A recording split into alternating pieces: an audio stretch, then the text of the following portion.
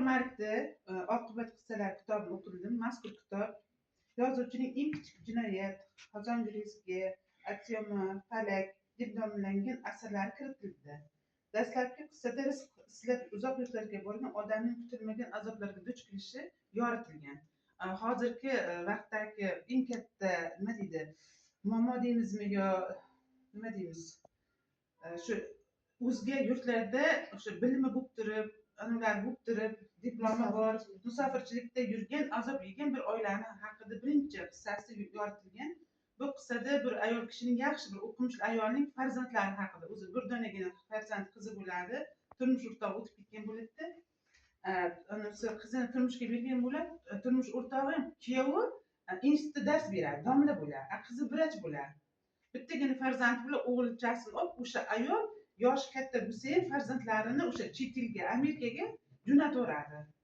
Ular shartnoma asosida emas, yoshirincha yo'llar bilan o'sha Amerikaga borib, pul jo'natadi. Lekin bu yerda o'sha keyinchalik juda ham mana bunday shartnoma asosida ketmaganligi tufayli juda ham azob yeb, qiyinchilik ko'rib, o'sha shahardan bu shaharga ko'chib, yoshirincha yo'llar bilan pul topib, noqonuniy ketgan bo'ladi. Bu O'zbekistonda bo'lsa, bu ayolgina farzand nabirasini qo'lida tarbiyalaydi, lekin o'shaning yaxshi, masalan, farzand balog'at yoshiga yetganligi sababli bajarolmay u farzand ham o'sha narkotik, o'g'irlik yo'llariga kirib ketadi. Bu Amerikada bo'lsa, shu kuyov juda ham azob yeb, analarni politsiyani qo'liga tushib qolib, qamalib, undan keyin chiqqandan keyin o'sha jigarmi, buyrak yetishmovchiligi sababli o'sha yerda juda ham xor, juda ham ana bo'lib o'ladi. Juda ham nima deydi, yozilganda ayanchli fojia. Ayolginani ham juda ham qo'lma anaga bo'lib ketib, ko'p qiyinchiliklar bilan O'zbekistonga elchixonaga borib, O'zbekistonga kelgan vaqtida onasi o'lgan, farzandi bo'lsa qamalgan bo'ladi. Qissadan qissa shuki, o'z yurtingda ham masalan shohda yashayotganlar ko'p, o'sha bilimi bo'lib turib, diplomlari bo'lib turib, o'qigan, o'qimishli insonlar o'sha o'zga yurtlarda xor-zor bo'lgan haqida, shu oqibat, odamgarlikning oqibati haqida yozgan. Tez boyib ketishni o'ylayapti. Tez boyib ketishni o'ylayapti. Ha, boylik arqasidan qo'ygan. O'sha kuyovining ishi yaxshi bilan o'sha necha marta chaqiradi, kelsin.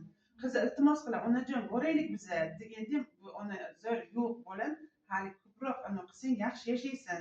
Men ba'zi zamin yarataman deydi, lekin o'sha ota-ona jo'natgan pullarning o'g'li tiko'radi, o'sha narkotik anaga tikib, kimnidir pullarni o'g'li bir o'zini buvisi bilmaydi, militsiyaga yozib beradi va nihoyat o'sha topgandan keyin bu bola qamaladi. O'sha 18-19 yoshli yigitni umrli anasi bo'ladi, birinchi boshlanish analari. O'zbekistonda yaratalar kelajagida chet elda bir ikki bo'lar. Bu aksioma, falak degan analardan yaxshi masalan do'stlarni bir-biriga bo'lgan oqibatli do'stlar haqida, chollarning bir to'rtta do'sting bir kishi o'tadi banchaga davolanish bilan shu nima deydi, yoshligini eslaydi, do'stlari har doim o'sha qarisa ham, mana 70 oshgan bo'lsa ham o'sha do'stini borib ko'rib turishlari haqida, oqibat haqida yozilgan. Yaxshi kitob, juda ham o'qingizlar, juda ham ajoyib tavsiya qilaman.